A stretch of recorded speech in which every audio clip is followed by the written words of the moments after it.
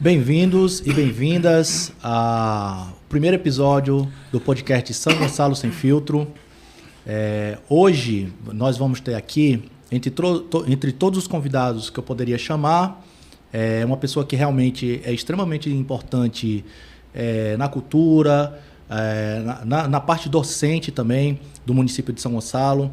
E para mim, com certeza, é a pessoa certa para poder fazer parte desse primeiro episódio. Está aqui comigo o professor e pesquisador Abel Neto. Tudo bem, Abel? Tudo bem, Fabrício. É uma satisfação estar aqui com você. Então, Abel, um dos motivos de eu ter convidado você, a gente estava conversando, a gente tem esse relacionamento um pouco mais próximo, né? Você já foi meu professor, inclusive, da minha geração. Todos nós, até onde eu sei, todos os nossos colegas, os meus colegas, são muito gratos a você, ao professor Genildo também, que foram pessoas que participaram ativamente da nossa vida enquanto estudantes, né, do ensino fundamental. Alguns fizeram o ensino médio em São Gonçalo. E aí, o que foi que, conversando com alguns colegas nossos, que foi que eu descobri? Descobri que fiquei sabendo que você está escrevendo um livro sobre a história política de São Gonçalo do Amarante. E, obviamente, quando eu tomei a decisão de fazer esse podcast, já pensei imediatamente que seria extremamente interessante convidar você para estar participando e a gente conversar um pouquinho desse livro. Me fala um pouquinho como foi que surgiu a motivação, como foi a motivação, como foi que surgiu essa ideia de escrever um livro falando da política de São Gonçalo. O município de São Gonçalo do Amarante ele é muito importante, é um município histórico no Rio Grande do Norte, né? E tem muito pouco coisas escritas sobre São Gonçalo, né? Então é necessário que nós, são gonçalenses, né, resgatem um pouco da história do município, com o objetivo assim, de manter a memória, a identidade do município. É um município que sempre foi importante, já nasceu grande, já nasceu importante. E eu nasci em São Gonçalo, eu vivo em São Gonçalo, eu moro em São Gonçalo. Portanto, é importante que a gente possa escrever mais sobre a nossa história, a história do município de São Gonçalo do Amarante. Dito isto, professor, uma coisa que eu sempre tive muita curiosidade, eu não sou são gonçalense, infelizmente, tá certo? Eu nasci em Fortaleza, no Ceará, vim para cá com 1 ano de idade e cresci em São Gonçalo, cresci ali no bairro Novo São Gonçalo, ali por trás do teatro, né, do Teatro Municipal. E eu realmente tenho extrema curiosidade de conhecer a história de São Gonçalo. E aí eu me dispus aqui a fazer algumas perguntas, elaborar algumas perguntas que eu acho interessante. Por exemplo, em 11 de dezembro, agora, o município de São Gonçalo vai celebrar 67 anos da emancipação do município. Mas, porém, em 11 de abril desse mesmo ano, né, do corrente ano, ele celebrou 196 anos da sua criação.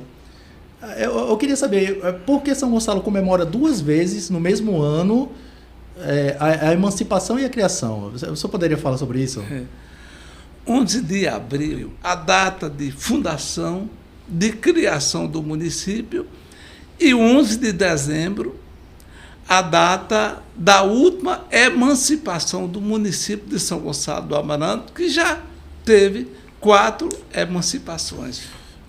Mas, professor, no caso, qual a diferença em termos de política, em termos de economia, em termos até de território também, de São Gonçalo, de 11 de abril de 1833, para o São Gonçalo de 11 de dezembro de 1958? Existe uma diferença ou não? É irrelevante? Existe uma grande diferença, né? Primeiro, territorial, né?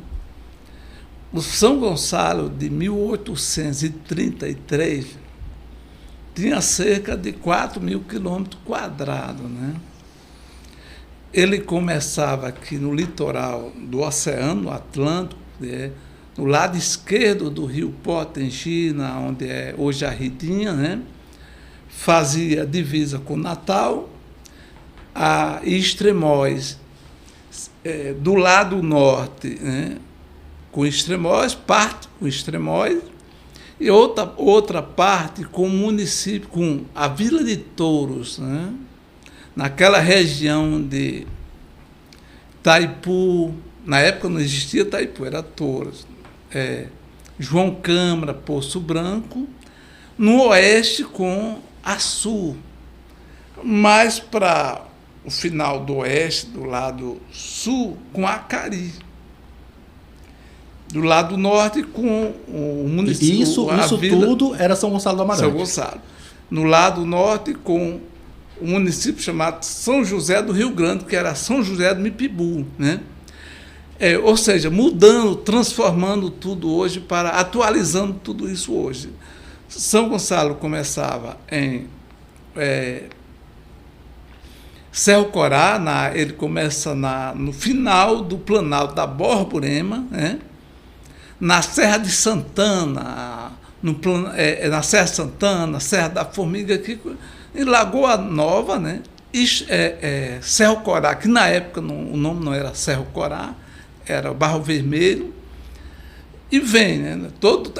Imaginando aliás, toda a bacia do Rio Potengi era o município de São Gonçalo.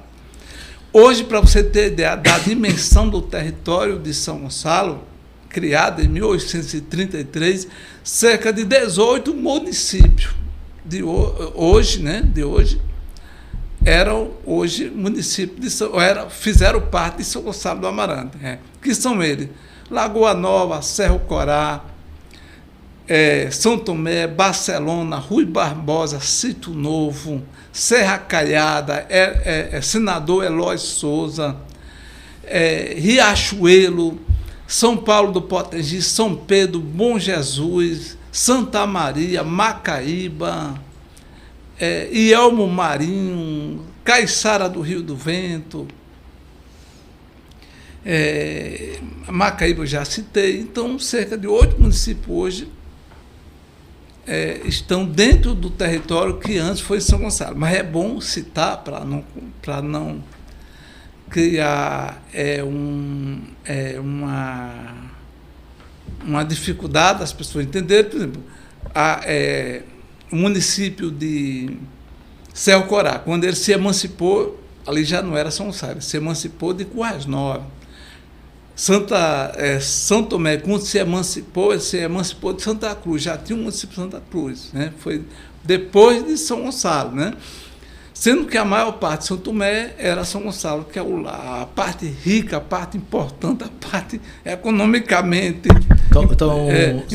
São Tomé foi São Gonçalo, né? São Gonçalo, no caso, era a elite econômica daquele tempo, daquele período. Nessa região o Rio Potengi foi uma região estratégica para Natal, para o Rio Grande do Norte, Daí deu o nome até o Rio Grande do Norte, Rio Grande do Norte, né? Rio Grande se refere ao Rio Potengi.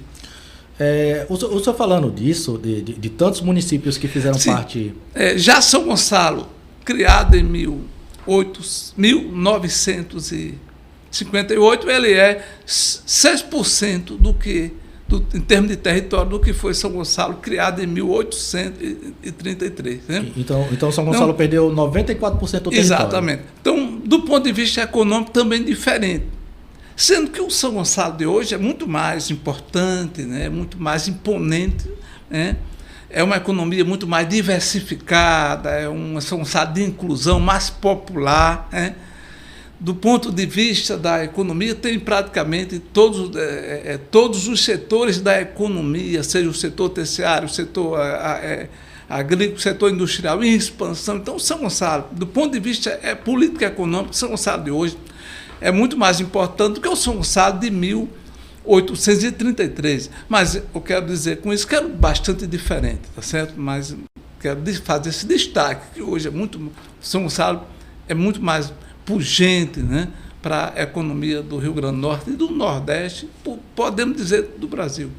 Bom, pelo que o senhor fala, o território de São Gonçalo tinha dentro do seu território, né, vários municípios que hoje são cidades bem grandes.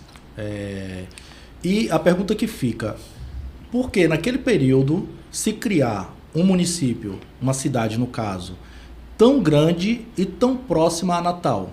O que está por trás dessa criação de um município tão grande como São Gonçalo naquele período? Primeiramente, ainda não se usava o termo de município, era de vila, né? As cidades já tinham, Natal já nasceu cidade, né?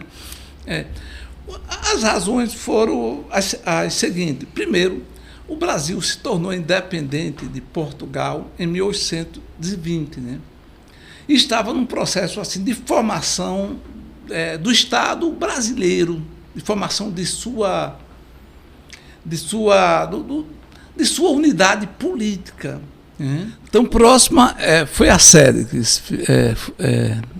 que foi em São Gonçalo, no povoado de São Gonçalo. Mas o município era grande, começava na Serra da Formiga, né? Mas as razões foram várias, né? Primeiro, o Brasil se tornou independente de Portugal em 1820. E estava num processo de formação do seu território, né? De criar suas unidades políticas, de ter governabilidade, de concentrar na figura do imperador, na figura da União, né? Todos os poderes, né? Que até então não havia no Brasil. O Brasil era muito fragmentado. Cada capitania tinha suas decisões, tinha suas regras, tinha seus governos. Nem sempre havia uma sintonia entre elas, né? Ao ponto de cada fazenda ou cada engenho ou latifundiário ter suas próprias regras, seus costumes. Então havia uma necessidade de unificar tudo, de criar políticas públicas, né? Instituições públicas que pudessem estabelecer políticas públicas para que o imperador tivesse governabilidade no Brasil de uma dimensão continental, territorialmente. Então, antes da fundação das cidades, se chamava cidade? Não era cidade, era vilas, né? Sim, apesar de já existir cidade, mas normalmente era vila. O que não existia era município. Município só depois da República. Então, antes da fundação da Vila de São Gonçalo, no caso, as fazendas, os coronéis, eles meio que tinham uma espécie de autogestão, seria mais ou menos isso. Exatamente, tinha suas regras, né? E o outro fator que eu considero importante foi para atender os interesses das elites políticas que existiam nessa região na época, né? Professor, mas quem eram essas elites políticas? Elas eram os rurais, eram comerciantes e essas lideranças de São Gonçalo, quem eram essas lideranças naquela época? Eram donos de terra, de engenho, proprietários de escravos, né? Criadores de gados, né? E que eles tinham interesse de ter uma instituição política para lhe dar poder, para que eles possam fazer políticas, né? É como hoje. Hoje você ter uma prefeitura significa dizer que você tem o poder de voto, de eleger um deputado estadual, um deputado federal, um senador da República, um governador. Então, na época não era diferente. Então, você tem uma instituição, uma vila, era importante do ponto de vista da formalização do poder. Então, e de dinheiro também. As câmaras, o poder na época tinha um poder de arrecadação muito maior do que hoje. Eram as câmaras que decidiam os impostos, os valores dos impostos, que arrecadavam, né? Então, ter uma vila na época, uma instituição, significava ter um poder, né? Ter uma força política muito grande. Quem eram os representantes dessas elites que militavam e que assumiram o governo da província do Rio Grande do Norte, naquele período? Existiam várias elites, né? Era em São Gonçalo, nessa região toda do Rio Potengi. Começava aqui no litoral e até o sertão, né? Dentre elas, eu destaco as mais importantes, que eram os Regos Barros, a família Rego Barros, né? Uma família importante na Europa e principalmente no Brasil, no Nordeste, né? Para você ter ideia, João Rego Barros, né? Ele adquiriu, por meio de uma licitação, a corregedoria da Fazenda Real de Pernambuco, o que equivale hoje ter o Ministério da Fazenda e o da Receita Federal. Então, estabelecia, digamos, os impostos, as doações das Sesmarias, a cobrança também de impostos, fazia cobrança de impostos. Também, por meio de licitação em 1670, ele, por meio de uma licitação, adquiriu isso da coroa de Portugal. E que essa família governou até 1765. Então, essa família veio para São Gonçalo, né? Na época, para hoje, onde é Macaíba, mas na época Macaíba era São Gonçalo. Era o dono do engenho Ferreiro Torto, né? O nome mais importante deles era Joaquim José do Regos Barro, que assumiu o governo na época, o presidente da província, em vários momentos na década de 1820. Tinha também o Estevão Moura, o pai dele, Manuel Barbosa. O Estevão Moura era coronel, né? Coronel. Mas o pai dele, Manuel Barbosa Teixeira da Costa, exerceu o governo, a presidência da província do Rio Grande do Norte várias vezes e morava e era de São Gonçalo, dessa região de Utinga. O coronel Estevão Moura assumiu também a presidência da província do Rio Grande do Norte por cerca de 3 vezes. Esse era um dos grupos que faziam parte do Partido Sul. Mas tinha outro grupo importante, que era, eu defino esse grupo liderado pela família Cavalcante Albuquerque, que é outra família importante no Brasil, né? Mas professor, o senhor está falando aí de algumas famílias que naquele tempo já estavam na política, inseridas na política. Mas o município era administrado por quem? Tinha prefeito, tinha vereador? Como funcionava essa questão administrativa? Deixa eu só citar também que a família Albuquerque, ela liderava, junto dela também tinha outra família, né? Ela era situada em Barreiros, né, naquela região de Barreiros. Já o coronel Estevão, nessa região de Macaíba, Utinga, né? Geograficamente, eles eram divididos também. Os Cavalcante também tinham como aliado os Rodrigues Machados, né, uma família importante da época, os Bezerra da Rocha, então, e faziam parte do Partido do Norte, né? Já falando dessa questão que você levantou, né, como era que funcionava, se tinha prefeito, né, se não tinha prefeito. A Câmara, na época, ela funcionava, ela tinha uma importância bem maior do que hoje tem. Funcionava praticamente os 3 poderes na Câmara. A Câmara tinha o executivo, que era pelo juiz, né, o juiz de paz, o juiz ordinário, né, que também era eleito. Nas câmaras tinha o poder de polícia também, a prova que todas as câmaras tinham a delegacia junta, né? Tinha um código de conduta que era feito não, Câmara, aí tinha, né, também os vereadores. Então a Câmara tinha o legislativo, o executivo, a procuradoria, tudo funcionava dentro da Câmara, né? Então a Câmara tinha o poder de fiscalização, o poder judiciário, o poder também de executivo, porque no período imperial o único executivo era o imperador, né, com seus ministros. Então, hoje, nessa sistemática administrativa, que os poderes são divididos, tem o judiciário, tem o executivo, isso, tem o legislativo, naquele período era tudo centralizado. Dentro da Câmara Municipal, era eleito, a maior parte era eleito, tinha o fiscal. Então, pelo que o senhor está falando, então, quem estava dentro da política e conseguia estar ali em um cargo de poder, era muito poder acumulado, né? Porque... Exatamente, na Câmara Municipal. Então, a Câmara Municipal tinha uma importância do ponto de vista político e econômico, era ela quem estabelecia as regras digamos, do jogo político, da cobrança de imposto, da vida, principalmente da vida urbana da época. Professor, eu fiz aqui um levantamento, inclusive eu acho que o senhor já citou aqui na nossa conversa, de que o São Gonçalo foi extinto algumas vezes e foi refundado algumas vezes. E eu gostaria de estar falando aqui alguns fatos históricos e gostaria que o senhor fizesse alguns comentários. Pode ser? A gente pode fazer dessa maneira? Por exemplo, aqui em 1868, o município foi suprimido e seu território foi incorporado a Natal. novamente, ou seja, o município de São Gonçalo foi extinto.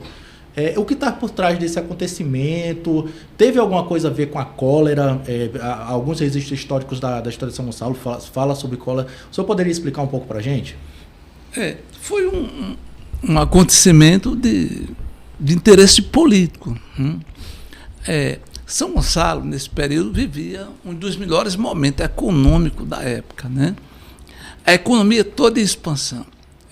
O desenvolvimento da produção dos engenhos, da cana-de-açúcar em expansão em razão das alterações do mercado internacional, da própria logística do Rio Grande do Norte.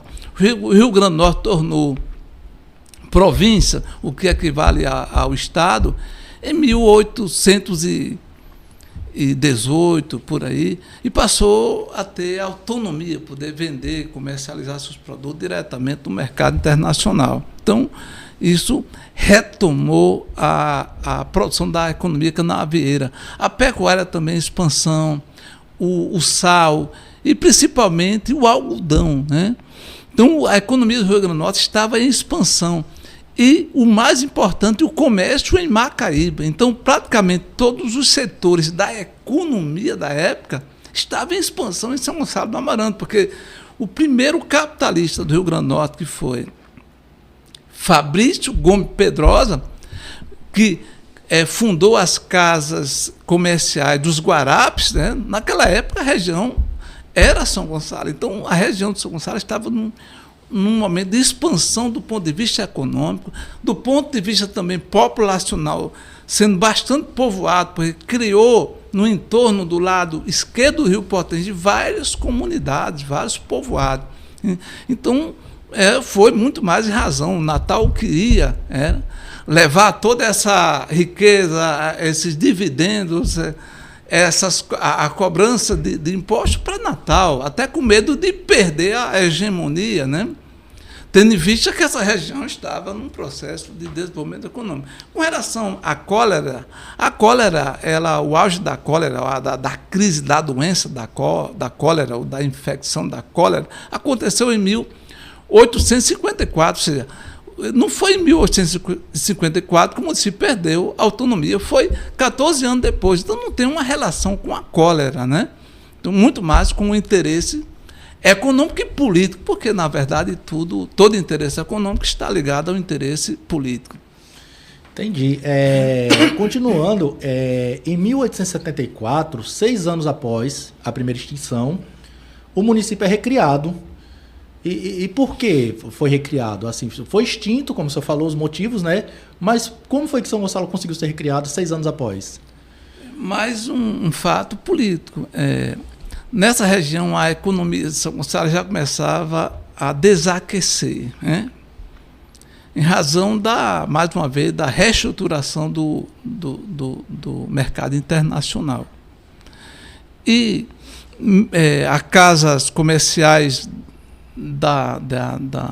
dos Guarapes estavam fechadas. Mesmo assim, Macaíba manteve o polo comercial bastante ativo, bem desenvolvido ainda para a época. Já tinha banco em Macaíba, né? Grandes lojas comerciais. Mas, no geral, já a economia começava a desaquecer. Agora, eu atribuo a um fato importante. O presidente da província, que era chamado na época de João Capistrano,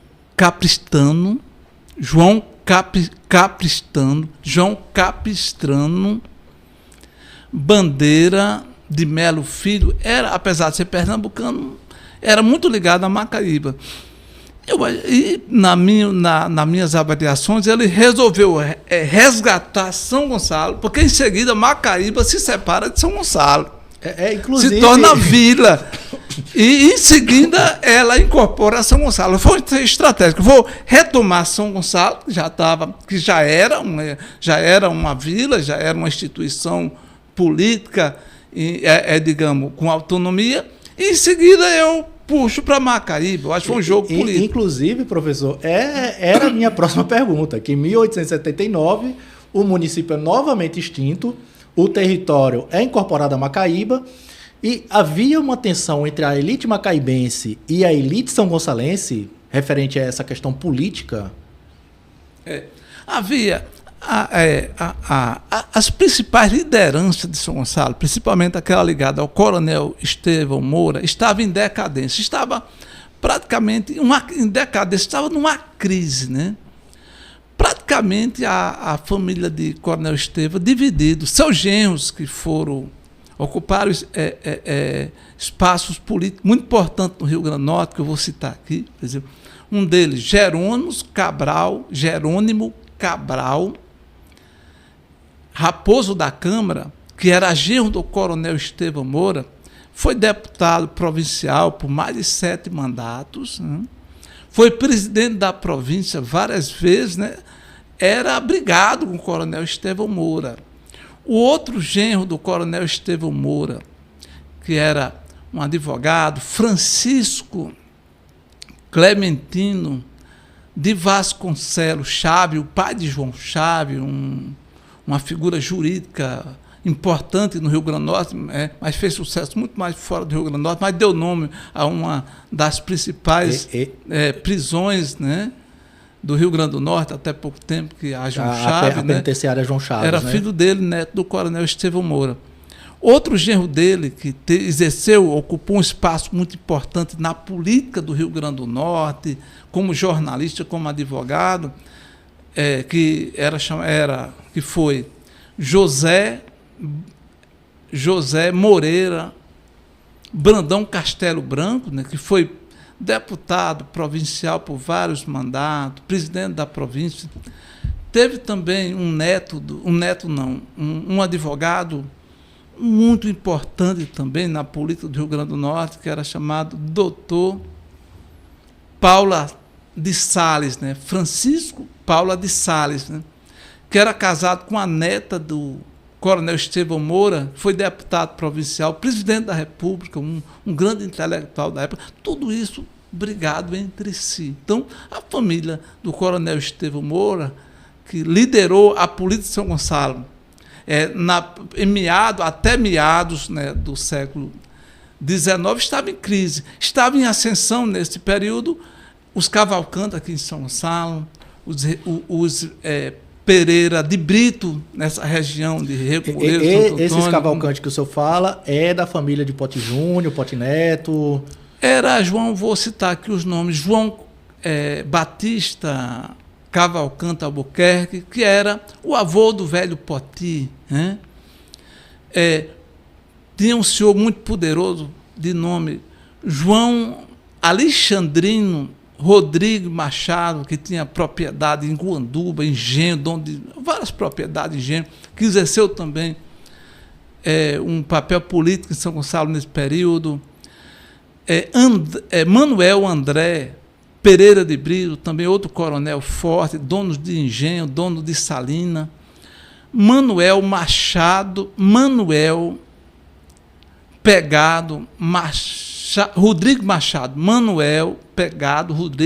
dono de Engenho, dono dessa fazenda que hoje é Carnaubinha. Esse pessoal estava no poder já estava ocupando cargos importantes a nível de São Gonçalo do Amarante. Esse pegado é da família daquele advogado de Santo Antônio? É de João Maria Fogado. Não, aí eu não sei dizer se era, mas era um pegado da época. Não sei dizer.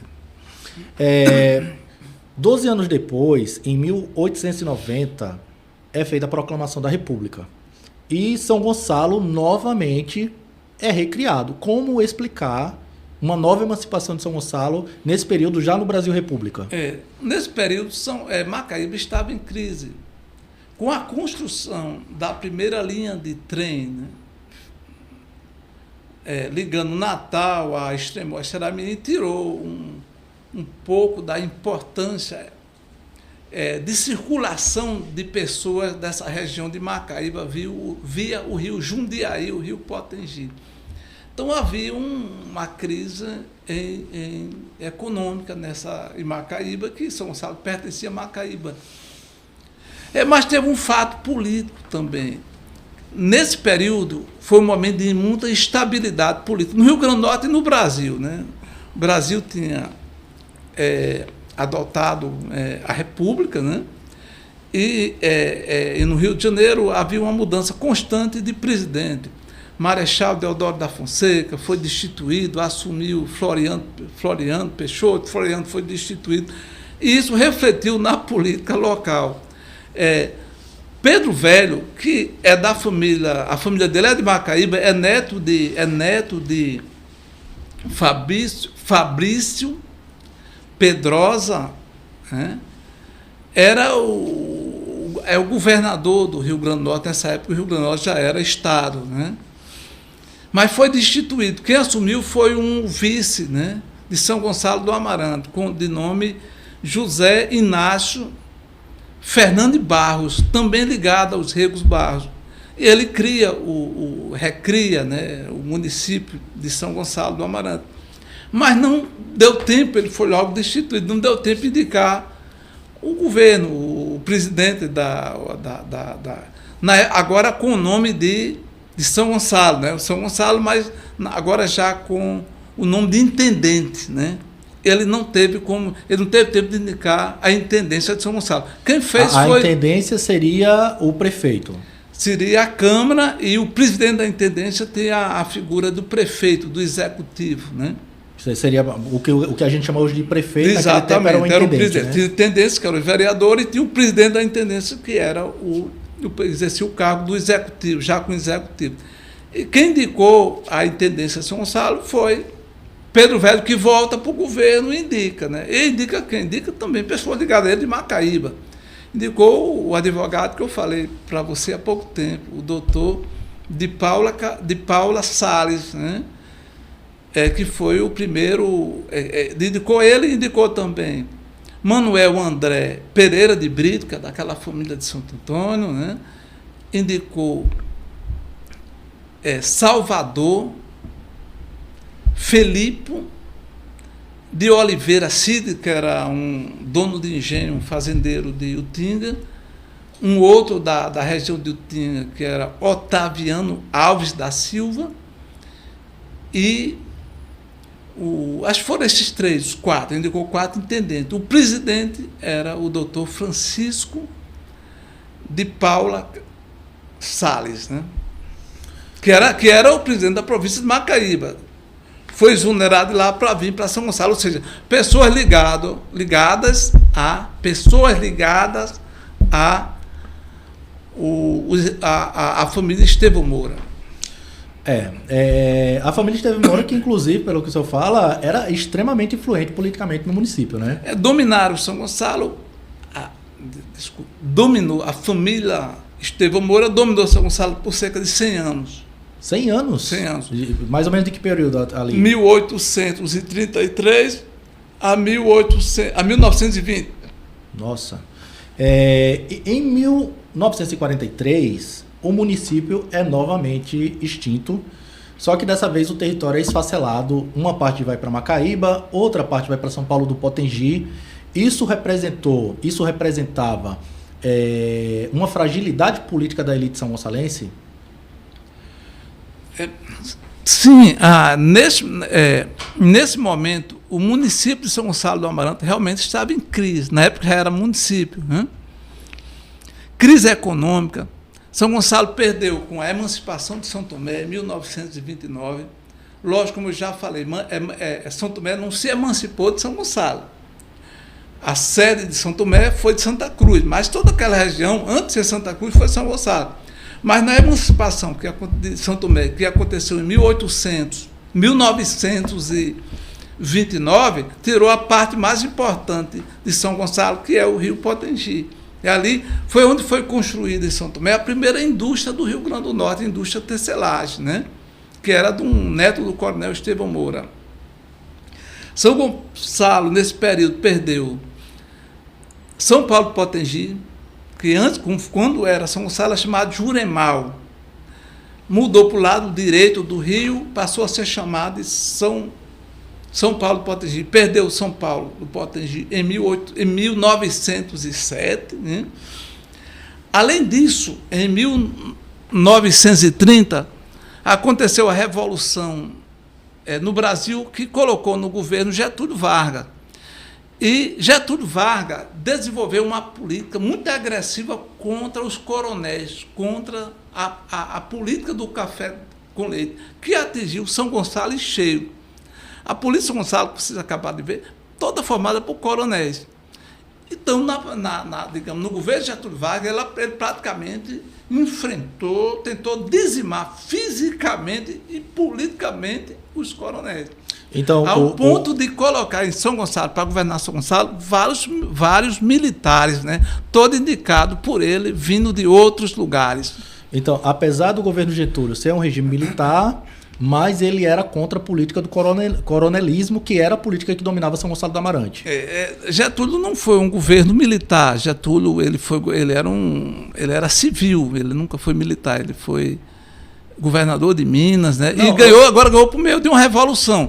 Eu digo porque mas ele a questão mas do aí Estado ele Novo, né? também teve o apoio das forças militares, né? Teve o Estado Novo, né? Não, isso é depois. Eu estou falando em 1930, sim, né? Sim. Mesmo assim, ele tentou, onde não havia um grupo do lado mais urbano, de uma política mais urbana, como foi o caso de São Gonçalo, não tinha, ele colocou pessoas ligadas a ele, militares ou não militares. Né?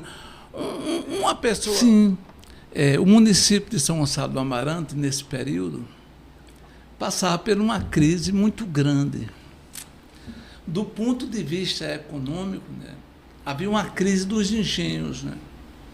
Com o advento das usinas em Goianinha, em Ceará-Mirim, os engenhos de São Gonçalo, que a maioria era de madeira, engenhos rudimentares, não puderam competir com as usinas e entraram num processo de decadência, passaram a ser fornecedores de cana para as usinas. Né? Além do mais, o município de São Gonçalo, que na época era município já, perdeu muito com a emancipação de alguns povoados do seu território, como o de São Tomé. São Tomé não, quando São Tomé se tornou um município independente, foi Santa Cruz, mas levou uma boa parte, né, de São Gonçalo, principalmente a área do Rio Potengi, que era uma região, uma área produtora de algodão, inclusive foi onde foi construída a primeira indústria de algodão do Rio Grande do Norte, em São Gonçalo, mas na época, hoje no território de São Tomé. Na época não era São Tomé, repito, pertencia a São Gonçalo e outra parte pertencia a Santa Cruz. São Gonçalo perdeu também com a emancipação de São Paulo Potengi. São Paulo Potengi foi São Gonçalo. Antes do senhor continuar, só para deixar claro, no caso, nesse período, Macaíba tinha muito mais influência política do que São Gonçalo do Amarante em si, digamos assim, porque Macaíba nesse período era uma vila, não é isso? Conforme o senhor falou. Não, Macaíba já era município. Já era município? Macaíba nunca deixou, depois se tornou vila, nunca perdeu sua autonomia, né? Sim. O que não era município era São Paulo do Potengi, que pertencia a São Gonçalo, principalmente São Paulo do Juremal, que não tinha esse nome, era São Paulo do Juremal, Potengi Pequeno. Em 1907 se tornou vila, né? Se tornou vila e passou a pertencer a Macaíba. Então, do ponto de vista político, Getúlio Vargas, que assumiu o governo brasileiro por meio de uma revolução em 1930, implementou uma política muito agressiva contra os coronéis, para destruir os coronéis, seja do ponto de vista político ou fisicamente. Como a política de São Gonçalo até então era feita pelos coronéis, todos donos de engenho, dono de terras, né? No caso, sofreu diretamente a consequência política do governo de Getúlio Vargas. No caso, o governo de Getúlio Vargas, que era um governo de regime militar, era contra a política do coronelismo, que era a política atuante no município de São Gonçalo do Amarante, é isso? Getúlio Vargas não foi o governo militar, ele assumiu. Ele era civil, ele foi governador de Minas, né? E depois se tornou presidente da República por meio de uma revolução, né? Mas teve a questão ali do Estado Novo, né? Depois, lógico, quando você assume pela revolução, ele implantou um período de governo autoritário, né? E inicialmente ele iniciou uma política contra o coronelismo, que se atribuía aos coronéis a crise política do Brasil, a miséria, tudo, como ainda hoje o Brasil tem que escolher um bode expiatório para os problemas que não são resolvidos pelo Estado brasileiro há muito tempo. Finalmente a gente vem chegando aqui no 11 de dezembro, esse vídeo... Mas antes do 11 de dezembro, eu quero destacar que, além disso, né, São Gonçalo do Amarante participou diretamente da Revolução, que se denomina de comunista, em 1930. Né? Aquela parte mais liberal de São Gonçalo, que não fazia parte do coronelismo, mesmo pertencendo a ela, né? Mas isso acontece na política do Brasil, né? Os grandes liberais, os grandes revolucionários são frutos também, são filhos dos coronéis, né? Em São Gonçalo também isso aconteceu. Então, São Gonçalo participou diretamente da Revolução Comunista de 1935, né? Então, de um lado, Getúlio Vargas não tinha os aliados, que eram os coronéis, do outro lado também não tinha os liberais, né? Que tendo em vista que aqueles prováveis liberais se envolveram diretamente na Revolução Comunista, que alguns chamam de intentona comunista, né? Que é um nome não adequado, né? Em 1935. Então, São Gonçalo, Getúlio Vargas não confiava em ninguém. O governo de Getúlio Vargas no Rio Grande do Norte, que era Mário Negócio, né? Mário Negócio é Mário Câmara, acho que era Mário Negócio, né? Não confiava em ninguém, né? E aí indicou sempre pessoas de fora, né? Militares, para assumir a prefeitura em São Gonçalo do Amarante. Sim. Como eu estava falando, a gente finalmente chega agora a 11 de dezembro de 58, que é a data de emancipação, que inclusive São Gonçalo vai comemorar agora. Esse vídeo está sendo gravado um pouco antes, né, do aniversário de emancipação, da comemoração de emancipação. E aí a pergunta que fica é: quem trabalhou, quem atuou para conseguir emancipar novamente o município? Foi a última emancipação. E tem um detalhe, porque a partir de 58 que São Gonçalo passa a ser chamada de São Gonçalo do Amarante. O porquê de se colocar o Amarante em São Gonçalo? Primeiramente, esse São Gonçalo de 1958 já é um São Gonçalo popular. Já houve uma participação, né, de populares em defesa da emancipação de São Gonçalo. Eu quero aqui destacar um nome importante nesse movimento, que foi Manuel Nazareno, um jornalista que na época trabalhava no Diário Natal, que escreveu vários artigos e publicou em jornais no âmbito estadual, reivindicando a autonomia, a emancipação de São Gonçalo. Também várias pessoas do povo participaram, mas do ponto de vista político, os Tinoco foram importantes, né, para a emancipação de São Gonçalo. Luiz de Barro também participou, né?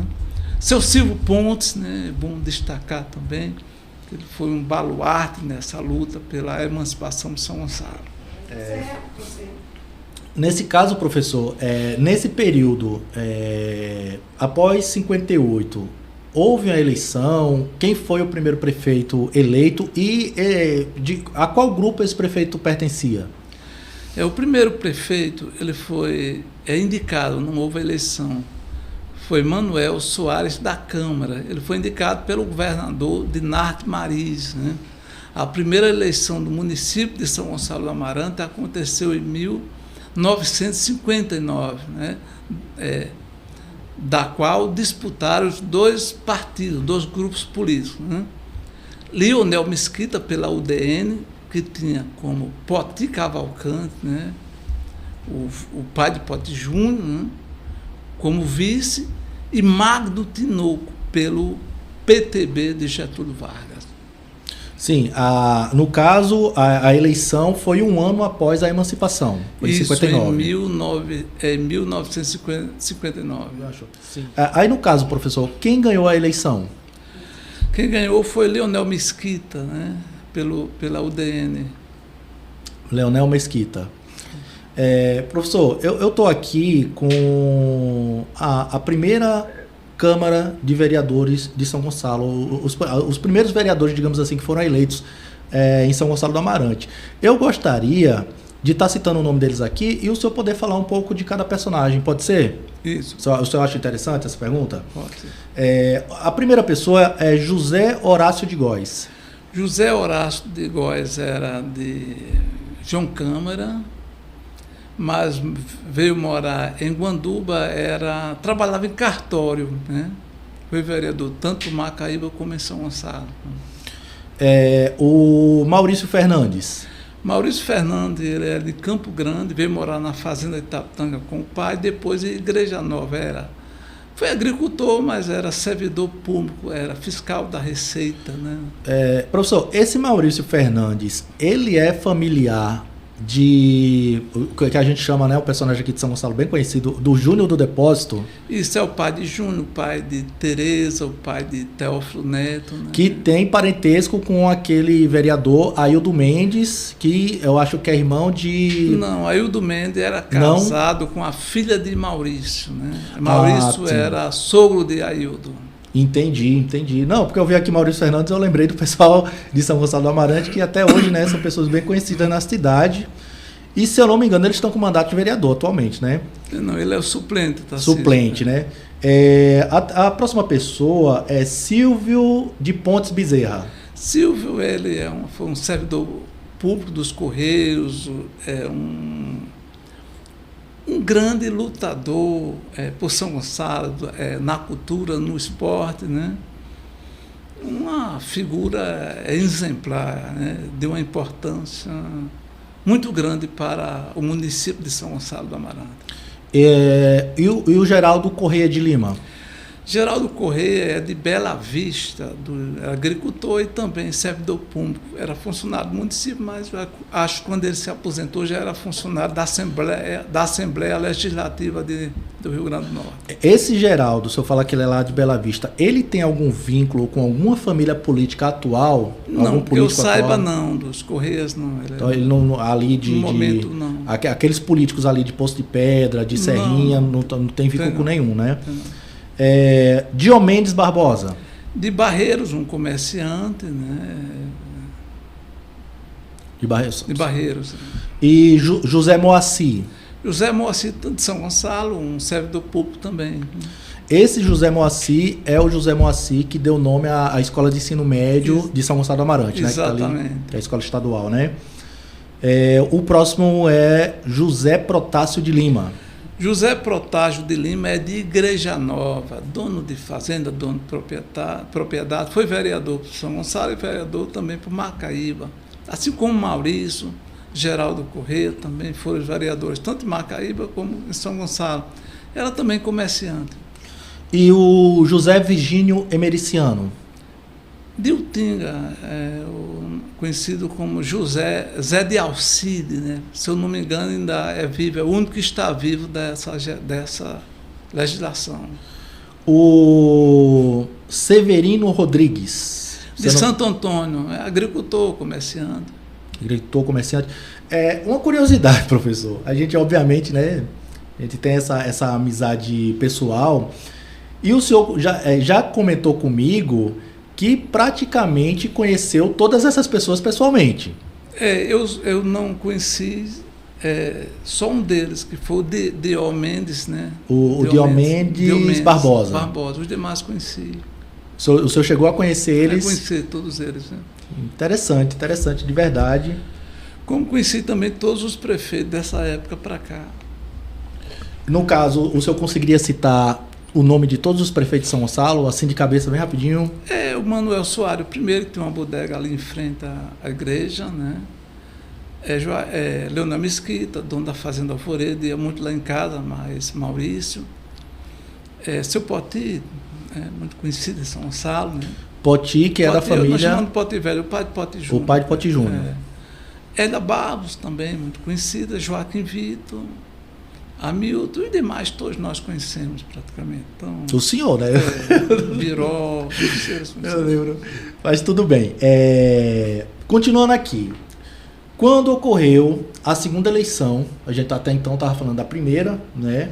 Para prefeito e vereador, e quem foram os candidatos a prefeito na segunda eleição de São Gonçalo do Amarante? Aconteceu em 1964 e os candidatos foram os seguintes: Poti Cavalcante, pela UDN, Joaquim Vitor, pelo PTN, Partido Trabalhista Nacional, e José Pegado Mendes, pelo PSD, que era o partido da época de Aloysio.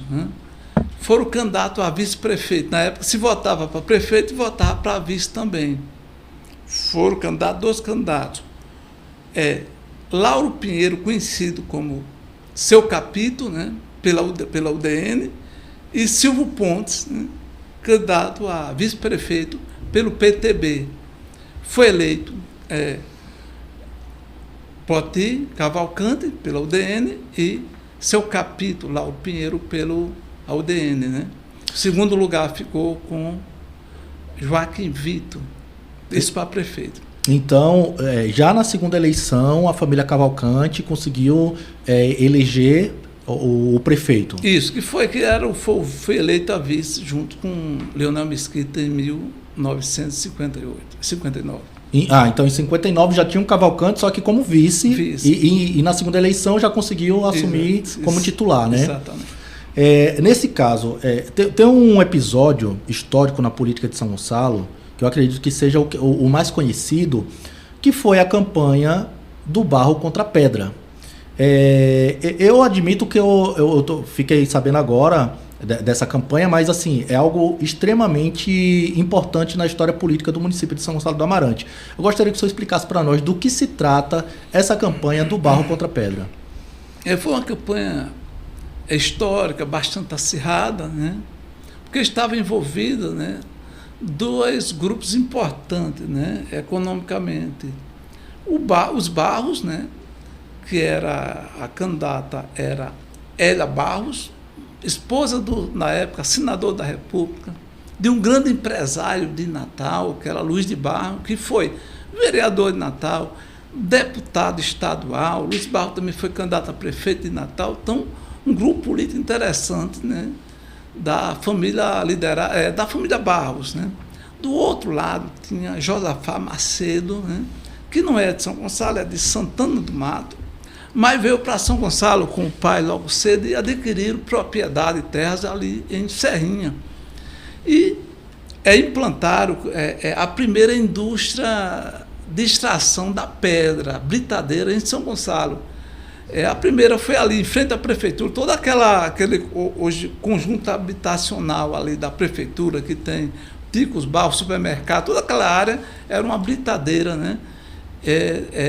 De Josafá Macedo, da família, mas ele era o presidente, né? Então, 2 grupos considerados para a época, do ponto de vista econômico, importante. Então, daí a pedra de Serrinha contra o barro, né? Daí a campanha da pedra contra o barro, né? Que seria a família Barros, que tinha um senador, e a prefeita Hélia de Barros. Tinha senador, tinha deputado estadual, que era Marcílio Furtado. Contra um empresário do ramo da pedra, digamos assim. Exatamente. Sim. E o Barro ganhou, né? Foi uma campanha polêmica, mas foi vencida pelo Barro, né? Por Hélia Barros, se tornou-se a primeira prefeita de São Gonçalo, né? Que governou de 1970 a 1973. Em 72, teve a eleição de uma pessoa que também é extremamente importante para a história do município de São Gonçalo. Eu vou citar aqui o nome dele e eu gostaria que realmente o senhor detalhasse para nós quem é essa pessoa e qual a importância dele para o município, que é Joaquim Victor de Holanda. Joaquim Vitor era um empresário, é pernambucano, mas veio no início dos anos 50 para Natal, Foi ele que construieu o Grande Hotel, construiu o primeiro prédio do Instituto Federal, na época era Cefeto, era a Escola Técnica Federal. Tinha propriedade, fazenda em São Gonçalo, né? Foi candidato a vereador em Natal, candidato a deputado estadual e entrou também na política em São Gonçalo. Em São Gonçalo ele foi vereador, candidato a prefeito em 1964, candidato a vice-prefeito com Josafá e candidato a prefeito em 1974. Professor, em 76, um grupo liderado pelo senador Luiz de Barros, que, pelo que o senhor falou aqui, era uma família extremamente influente politicamente em São Gonçalo do Amarante, ele perde a campanha, no caso o candidato dele, para prefeito, para um personagem político até então desconhecido. E tem inclusive uma história muito engraçada que o senhor já me contou, né, nos bastidores, mas obviamente eu acredito que o público vai se interessar, que foi perder a campanha para Hamilton Santiago, que era uma pessoa desconhecida, uma pessoa que não tinha essa base política, pelo menos não tão quanto o grupo político do senador Luiz de Barros. O que foi que ocorreu para que Hamilton Santiago saísse vencedor dessa campanha? Essa é a campanha que se diz que houve o troco, né? Em 1972, o grupo do Barros, que tinha sido eleito com Leonel Mesquita, Maurício Fernandes, né, rachou. E Leonel foi candidato à eleição junto com Poti. Nós chamamos o Poti Velho, né, o pai dele, né, sim, o Poti Novo. Mas Hélia Barros, com seu grupo, apoiou o candidato da oposição a eles, que foi Joaquim Vitor. Na época, todos pela Arena, tinha a Arena 1 e a Arena 2. Joaquim Vitor era a Arena 2, que era chamada Arena Verde, né? E não apoiou Leonel Mesquita. Em 1976, o grupo de Leonel Mesquita, Poti Cavalcante, Maurício Fernandes, Lau Pinheiro, seu capítulo, dá o troco. Não vota, não apoia a candidata Hélia da Arena e apoia o candidato do MDB. Não só apoiou, como Leonel Mesquita era o presidente da Arena em São Gonçalo. Esse fato repercutiu na imprensa local. O presidente da Arena financiou a campanha do candidato do MDB, que era Hamilton. Não só isso, na festa de comemoração, matou vários bois para comemorar a vitória de Hamilton. Isso com resposta aos Barros, pelo fato dele não ter apoiado, dos Barros não terem apoiado Leonel em 72. Então, foi um fato interessante. Hamilton, que é uma figura muito criativa, muito acessível às pessoas, né? Ele já estava, entre aspas, participando da vida de São Gonçalo desde 70, dos anos 70. Houve algum mérito de Hamilton Santiago na vitória ou foi realmente o Arena teve Hamilton, que rachou? Hamilton era muito simpático. Hamilton foi Hamilton que inaugurou o populismo em São Gonçalo. O populismo é uma escola política, né? O populismo começou digamos, a acontecer na política do Rio Grande do Norte, digamos, com Getúlio Vargas. Aloysio trouxe o populismo para cá e Hamilton trouxe para São Gonçalo, que é o político povo, o político urbano, né? Até então, os políticos eram muito ligados, digamos, às elites rurais, às elites mais tradicionais, aquelas famílias mais importantes. Hamilton era povão. Sim. Hamilton era ligado a... Então, ele era aquela figura carismática do político carismático. Ele foi muito simpático. Mas um fator determinante para a vitória dele foi o racha político no Arena, inclusive o presidente municipal financiando a campanha de Hamilton Santiago. Exatamente. Foi porque ele passou a ter uma base política, mas ele fez a parte dele. Hamilton sempre foi muito simpático com os eleitores dele. Um homem popular, um urbano, né? Eu tenho uma curiosidade acessível, né, às pessoas. Professor, eu gostaria de aproveitar a oportunidade O Arena 2, o senhor falou que tinha o Arena 1 e tinha o Arena 2. O Arena 2 foi o que deu fundação ao MDB. Não. O MDB já existiu, o MDB existiu. O MDB começou a ser formado no início dos anos, logo após o golpe da ditadura militar. Só que a Luiz Alves, que era a principal liderança, né, e polarizava com o Dinarte, ele não foi um dos fundadores do MDB. Ele foi para a Arena. Então, existiam duas lideranças políticas do Rio Grande do Norte, Dinarte e Aloysio, tudo do mesmo partido, mas não se davam bem. Então, quem era Aloysio era a Arena, quem era Dinarte, a Arena 1, a mais radical, a mais firme, a sangue puro. Quem era Aloysio era a Arena 2 ou a Arena Verde. O MDB corria por fora, né? Mas algum desses partidos, o Arena 2 ou o MDB, era considerado progressista? Não. Eram conservadores, partidos conservadores. Não, aí sim, o MDB ele aglutinou em suas fileiras as principais lideranças do campo de vista, digamos, popular, comunista, mais liberal. Foi uma grande escola, né? As grandes lideranças do PT, uma boa parte vieram do MDB, né? Sim. Então, o MDB ele realmente formou uma elite política bastante... Figuras políticas do conhecidas... Do ponto de vista ideológico, consistente na história política do Brasil. Figuras políticas de hoje, da política de hoje, do PT... eram do MDB, por exemplo, Mineiro? Não, Mineiro não, mas a nível nacional, por exemplo, aquele que foi senador Suplicy, foi deputado estadual pelo MDB. Sim. Do Rio Grande do Norte, não lembro. Assim, não tem, o senhor não recorda. O Arena 1 ou o Arena 2 foi o partido que deu origem ao PSDB? Não, o PSDB isso já foi. Arena e MDB foi extinto em 1979. Aí se formou, da Arena saiu o PDS. E do MDB, o PMDB. Com o processo de redemocratização, se criaram vários partidos, né? O Partido Popular, o PT, o PCdoB volta, né? O PSDB saiu do PMDB, isso já em 1980, pós a Constituição de 88. E o Arena deu origem a qual partido?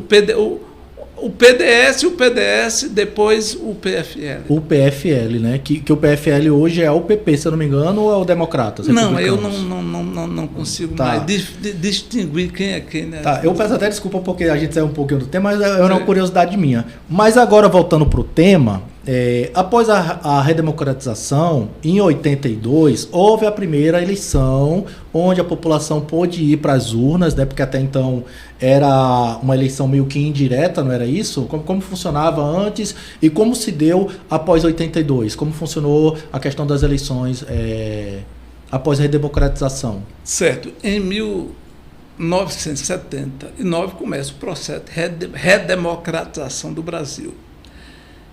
Em 1982 se tem a primeira eleição para governador depois de 1964. Então, a redemocratização ela se dá de forma progressiva. Não houve eleição para presidente da República, houve para governador. No entanto, aconteceu um fato interessante, era chamado o voto vinculado. E nessa mesma eleição, você votava para vereador, para prefeito, deputado estadual, deputado federal, senador e governador. Então, você dava 6 votos, né? E numa chapa só, e o voto era vinculado. Se você votasse um vereador de um partido, tinha que votar no deputado estadual, no deputado federal, no senador, no governador do mesmo partido, não o voto era nulo. Então, daí é uma eleição bastante atípica. Nessa eleição, e outro fato é que um partido poderia lançar mais de um candidato a prefeito. Em São Gonçalo, o PFL, né, lançou 3 candidatos, né? Paulo Tarcísio Cavalcante, com Juarez de Igreja Nova, Juarez Protásio, vice. Maurício Fernandes, com Juarez Macedo, vice. Cleanto Varela de Santo Antônio, com Paulo Freire, vice, que depois foi substituído por Josafá Macedo no final da campanha. O MDB lançou 2 candidatos a prefeito. Ítalo Monte, com Cícero Rodrigues, que era vereador de Bela Vista, uma figura fantástica, importante, né? De Bela Vista, vice. E Zé Tagino, que era o vice de Hamilton, se candidatou a prefeito, com Luiz de Santo Antônio, irmão de Luiz Rodrigues, não, Luiz Fagundes, né, que já faleceu como vice, né? E quem ganhou a eleição foi Ítalo Monte, né? Sim. Saindo um pouquinho do nosso tema, porque eu acredito que já foi suficiente, a contribuição do senhor foi imensa, assim, eu acredito que 90% do que o senhor falou aqui não é do conhecimento da população de São Gonçalo do Amarante, e quem realmente ama esse município vai ter interesse de ouvir o que o senhor falou aqui. Mas, voltando para o seu livro, tem uma expectativa? Como é que está o desenvolvimento? Já tem um título? Como é que está a questão do livro? Ainda falta partes que eu considero importantes, principalmente o nome dos vereadores do século XIX, principalmente da primeira Câmara, que aconteceu... O senhor não conseguiu esses nomes? Mas deixa eu dizer de que época. A primeira Câmara de 1848, né? Eu não consegui essas informações do nome deles, então eu ainda preciso resgatar essas informações que eu considero importante para eu concluir o livro. O demais está já, digamos, escrito, né? Falta apenas a organização. Existe uma expectativa de lançamento, de publicação? Não, inclusive eu não tenho nem interesse de lançar o livro. Eu vou fazer o livro, editar o livro e depois colocar uma disposição, mas não tenho interesse de fazer lançamento, não. Mas eu vou querer uma cópia. Professor, uma última pergunta. O senhor, que é uma figura política importante no município, foi secretário de Educação em várias gestões, de vários prefeitos diferentes, e, obviamente, a população de São Gonçalo quer saber se o senhor pretende retomar a carreira política, se pretende, quem sabe, numa próxima campanha, ou fazer parte de um grupo político, ou se candidatar. O que é que o senhor tem a dizer para a população de São Gonçalo referente a isso? No momento, não. Eu estou interessado e focado nos meus projetos de pesquisa, de estudo, principalmente sobre o município de São Gonçalo do Amarante.